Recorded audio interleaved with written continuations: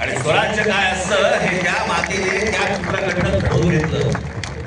ती बंडखोर स्त्री या महाराष्ट्रात जन्माला छत्रपती शिवाजी महाराज.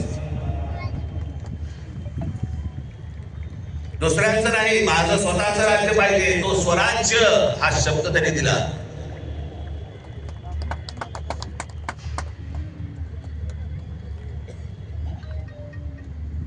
छत्रपती संभाजी महाराज छत्रपती शिवरायांच्या मृत्यूनंतर स्वराज्य टिकवण्यासाठी आणि वाढवण्यासाठी अंतर्गत कलहाशी आणि शत्रूशी समर्थपणे आणि प्राणपणाने लढणारे धर्मवीर महाराष्ट्र. बाळाजी विश्वनाथ पेशवे योद्धा व मराठा साम्राज्याचे पंतप्रधान होते. मी एक तुम्हाला सर्वांना आज हात जोडून विनंती करणार आहे, ज्यांनी महाराष्ट्र घडवला ना, ज्यांनी महाराष्ट्र मोठा केला ना, आणि महाराष्ट्रात आज देखील कृपया आपल्या महापुरुषांकडे आणि कोणाकडे जातीने पाहू नका. त्यांनी या महाराष्ट्रासाठी काय योगदान दिलं ना, ते सर्वात महत्वाचं आहे. हे तुम्हाला त्यांच्या मतांसाठी म्हणून तुम्हाला जातीमध्ये भिडवतायत आणि महाराष्ट्रामधून प्रत्येकाला वेगळं करतायत. हे कृपा करून करू नका.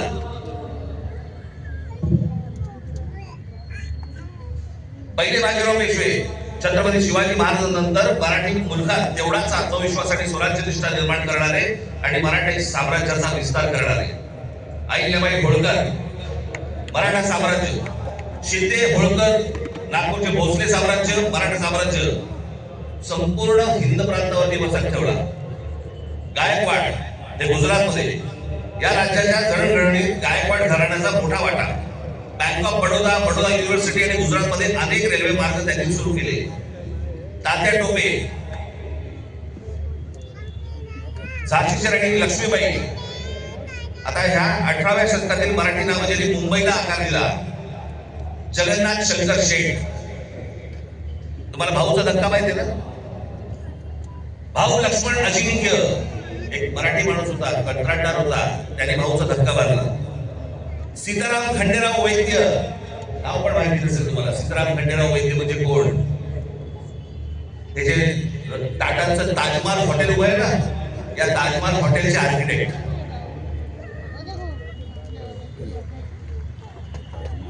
समाज सुधारणा महात्मा ज्योतिबा फुले, सावित्रीदेवी फुले, महादेव गोविंद रानडे, गोपाळ हरी देशमुख उर्फ लोकहितवादी, लोकमान्य टिळक, गोपाळ गणेश आगरकर, गोपाळ कृष्ण गोखले. माझ्याकडे या सगळ्यांचा इतिहास आहे, परंतु मी प्रत्येकाचा इतिहास सांगत बसलो 12 वाजतील.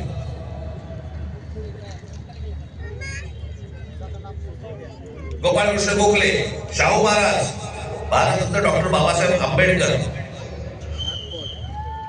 क्रांतिसिंह नाना पाटील, स्वातंत्र्यवीर विनायक दामोदर सावरकर, महर्षी विठ्ठलरामजी शिंदे, संत गाडगेबाबा, भारतरत्न महर्षी धोंडो केशव म्हणजे ज्यांनी महिलांचं शिक्षण, त्यांचे हक्क, विधवांना परत पुनर्विवाह करण्यासाठी म्हणून ज्यांनी काम केलं, ते हे महर्षी धोंडो केशव कर्वे.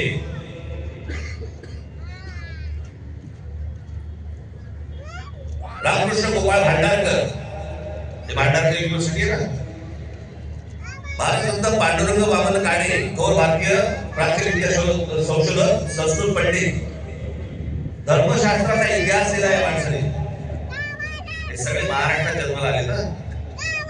भारतरत्न विनोबा भावे, प्रबोधनकार ठाकरे आजोबा, धर्मातील चुकीच्या रूढी परंपरांवरती प्रहार करणारा माणूस. त्यांची पुस्तकं आजही आणून वाचा तुम्ही.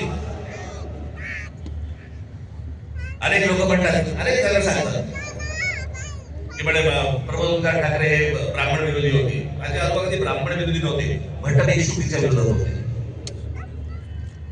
धर्माच्या नावाने जी मिळवणूक व्हायची त्याच्या विरोधातले होते. ते कुठच्याही समाजाच्या विरोधातले कधीच नव्हते. पण वाचनामधनं आपल्याला जेवढं हवंय तेवढंच काढून घ्यायचं. त्याच्यामुळे या सगळ्या लोकांकडे पाहताना तुम्ही तुमचे तर्क लावू नका, किंवा तुमच्या डोक्यात भरवलेले तर्क लावू नका. स्वतः वाचा, स्वतः पहा. कर्मवीर भाऊराव पाटील, पंडिता रमाबाई, आनंदीबाई जोशी ज्या पहिल्या डॉक्टर झाल्या, ताराबाई मोडक, पंजाबराव देशमुख भारताचे पहिले कृषी मंत्री, चिंतामणराव देशमुख ICS मध्ये पहिला क्रमांक मिळवलेले पहिले भारतीय आणि रिझर्व्ह बँकेचे पहिले गव्हर्नर शाहीर अण्णा भाऊ साठे, शाहीर अमर शेख, SM जोशी, स्वामी रामानंद तीर्थ, तुकडोजी महाराज, भारतरत्न नानाजी देशमुख, हमीद दलवाई, इरावती कर्वे, दुर्गाबाई भागवत,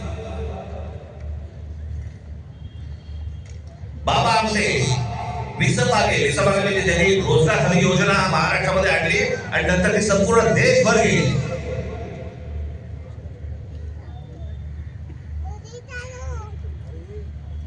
अनेक नेते होऊन गेले महाराष्ट्रामध्ये, पण एक माणूस असा माणूस महाराष्ट्राच्या देशात झाला, ते म्हणजे माननीय बाळासाहेब ठाकरे.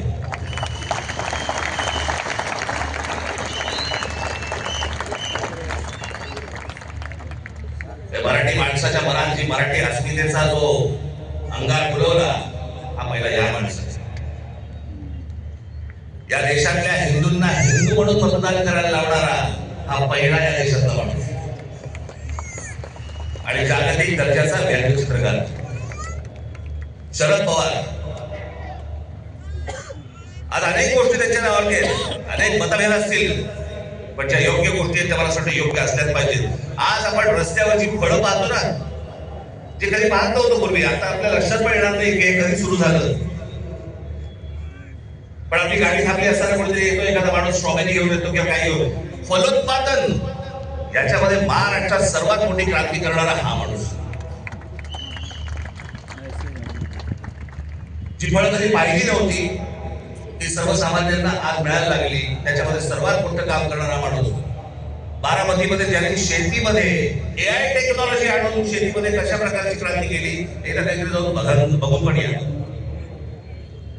सहकार चळवळ महाराष्ट्रात उभी राहिली.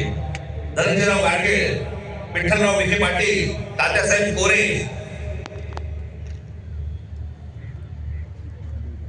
आता महाराष्ट्राच्या देशाला राजकारणाला आकार देणारे भारतीय काँग्रेस, जो काँग्रेस पक्ष पण म्हणतो, त्या पक्षाची स्थापना महाराष्ट्रात झाली. RSS,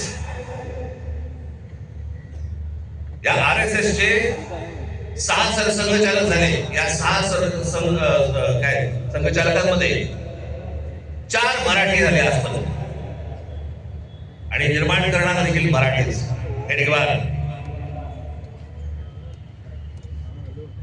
श्रीपाद अमृत डांगे यांनी कम्युनिस्ट चळवळ मोठी केली. महाराष्ट्र शेतकरी कामगार पक्षाची स्थापना झाली 1946 साली, स्वातंत्र्याच्या 1 वर्ष अगोदर. कळलं का? ती केली शंकरराव मोरेने आणि केशवराव झेरे आणि नाना पाटील यांनी. तुम्हाला आश्चर्य वाटेल, कांशीराम यांचे आज तुमचा पक्ष बहुजन समाज पार्टी. पण बहुजन समाज पार्टी नंतर झाली. पहिली जी संघटना स्थापन केली बामसेफ, ती या महाराष्ट्रातल्या पुण्यामध्ये खडकीमध्ये त्यांनी स्थापन केलेली आहे बामसेफ. या सगळ्या गोष्टींची मुळं जर तुम्ही बघितली तर ही सगळी महाराष्ट्र आहेत. इतिहासकार, ज्या इतिहासकारांकडे या देशातले सगळे लोक किंवा बाहेरच्या देशांमधले लोक ज्यांच्याकडे टवकन बघतात असे काही इतिहासकार म्हणजे विका राजवाडे, गोविंद सखाराम सरदेसाई, त्र्यंबक शेजवलकर, वासुदेव सीताराम बेंद्रे, बाबासाहेब पुरंदरे, रणजित देसाई, गजाननराव मेंदळे. आमचे गजाननराव आत्ताच गेले.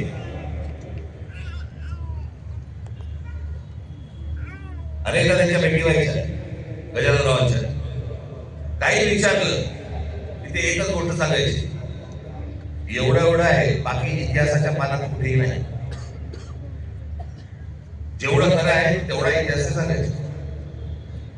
या सगळ्यांची जरा एकदा काहीतरी बघा.